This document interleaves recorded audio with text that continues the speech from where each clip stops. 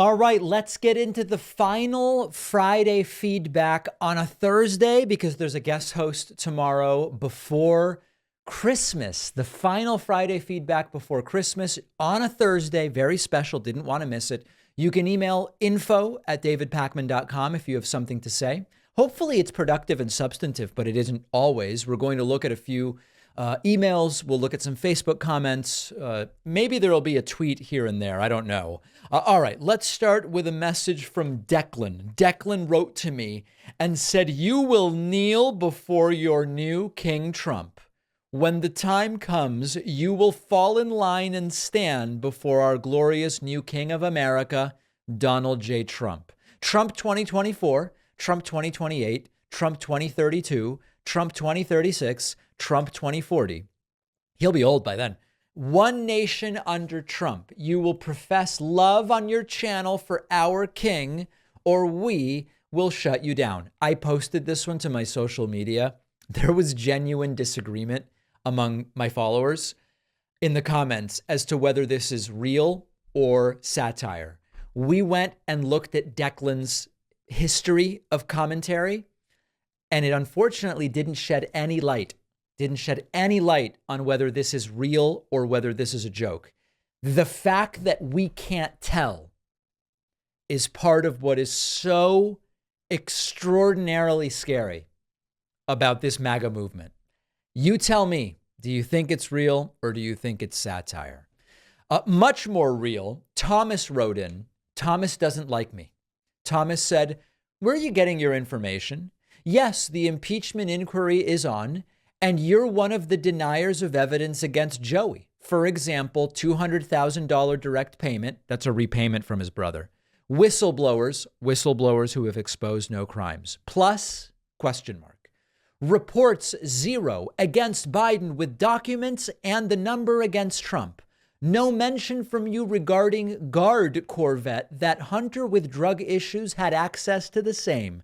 You know, they were able to hold it together like the first sentence, and then it becomes an unintelligible word salad. Continuing, "It's one thing to hate and have patent prejudice against, but a denier of facts. With CNN, Collins tried the gotchas Trump, and Abby interrupted Vivek. But does that deny the accuracy of the information from him?" Yes, Vivek provided no information that January 6th was an inside job. Thomas continuing, "You and the others, even Harry Sisson paid DNC shill," very interesting spelling of shill, "devote what part of your consideration based on facts? Feelings matter more than facts for you too?" I know that these are native English speakers, okay? But there are so many people who are native English speakers and they write in and this is how they write. And I bring this up not to make fun of anybody, but to remind ourselves, this is the sort of writing that comes out from the broken educational system that we have. Just think about the lack of critical thinking and understanding of the scientific method and other basic concepts. If this is how people who vote Trump are writing, thanks to the failures of the educational system, we think they're going to figure out for themselves who the right person is to vote for, or what policy platform is up for debate. I don't know how we fix this, guys. I really don't know how we fix it. And it's not about making fun of anything. It's about, holy crap, we have a problem. We have a large swath of semi-literate or only barely literate people who are confident in their opinions that Donald Trump is the greatest thing since sliced bread, or bread slicers, maybe. I don't know how we fix it. I genuinely do not know how we fix this. Okay, Mr. Galloway writes in and says, "Biden's approval numbers are abysmal. Most of the recent polls I've seen show Trump beating him. There's no enthusiasm behind his candidacy. The Democrats are hoping that fear of the far-right agenda will pull Biden over the finish line. I personally don't think Biden can beat Trump. To be honest, I don't think he can beat DeSantis if Trump drops out or is unable to run. Well, I think if Trump drops out, Nikki Haley's going to be the nominee, but that's a different story. I think that this idea of no enthusiasm behind Biden couldn't be more wrong. It is true that Biden is not a cult-like pop star entertainment type figure. And you don't have cultists who dress in Biden gear and, wrap their car and boat in Biden gear or whatever. You have people who understand that Biden's a better candidate than Trump. And I believe that once Trump is officially the nominee, you don't have to call it enthusiasm, but I'm going to call it commitment to voting Biden and preventing Trump from being president is going to be palpable. I am not, when I think of my own enthusiasm, I don't say, well, am I enthusiastic about Biden? I am absolutely committed to taking any action I can take to prevent another 4 years of Trump. And that is hugely motivating to get me to go out there and vote in November. So that's the way I would see it. Stephen Jones writes in and says, you're delusional, wrong your, and misspelling of delusional. 2 words and 2 errors, okay? You're batting 1,000, Stephen. Really, really great job. Keep them coming. Anna von Winkler said, it's not a sad end to Chris Christie's career. He's going out speaking the truth and trying to warn the Republican voters. I'm from New Jersey and didn't like him as governor, but I respect him for speaking up and running to save this country from Trump. I have respect for Christie as well. Doesn't mean I liked him as governor, doesn't mean I'm a Republican, but it also doesn't mean he's been consistent on this. For a while, he stood behind Trump and said, this is the guy I'm endorsing. But I respect what he's doing now.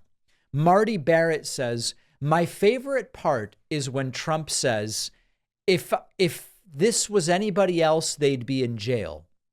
Says the guy who laps the heels of a guy who has who is this even about? Pretty sure. My favorite part is when he says, if this were anybody else, they'd be in jail. Oh, about Joe Biden. Okay, some Republican said about Biden, if this were anybody else, they'd be in jail. And Marty says the guy who laps the heels of a guy who has 91 criminal charges and counting, plus disobeying multiple gag orders. Pretty sure we all know who else would be in pretrial jail right now, huh? Yeah, this is a good point. Constantly Trump and his defenders are talking about how he's being treated so unfairly here in every way in these 4 criminal trials.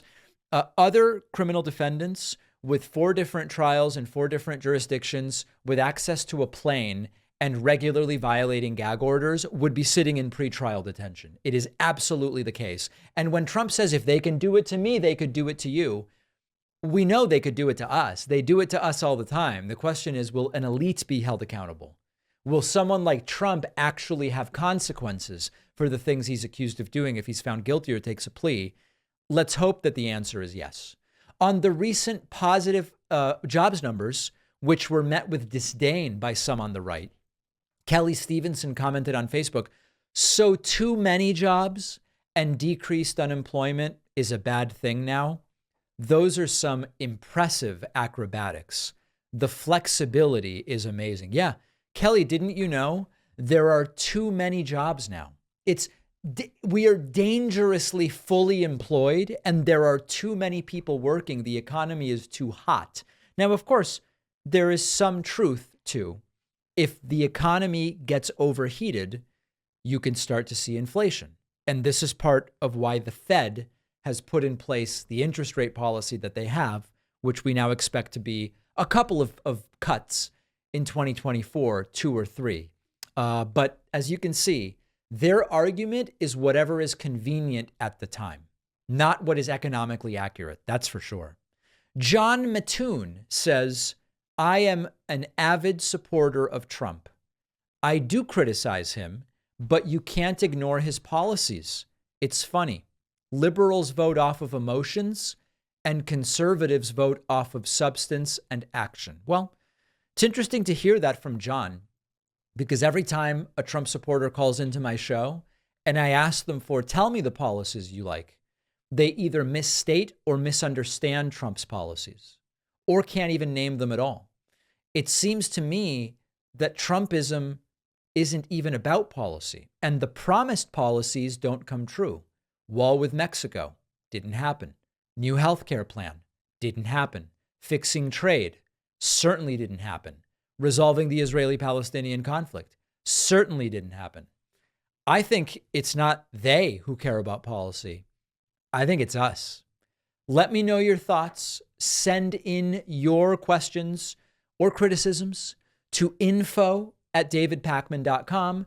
Remember that, so we've got the bonus show today, and then tomorrow we'll have a guest host. Next week, we've got the Christmas holiday and a couple of guest hosts, and then I'll be back next week. So just so nobody gets upset or confused, I'll be off for a few days for vacation, and then I'll be back, and then it'll be the new year. And before you know it, it'll be the presidential election. It's going to happen that quickly. I promise you.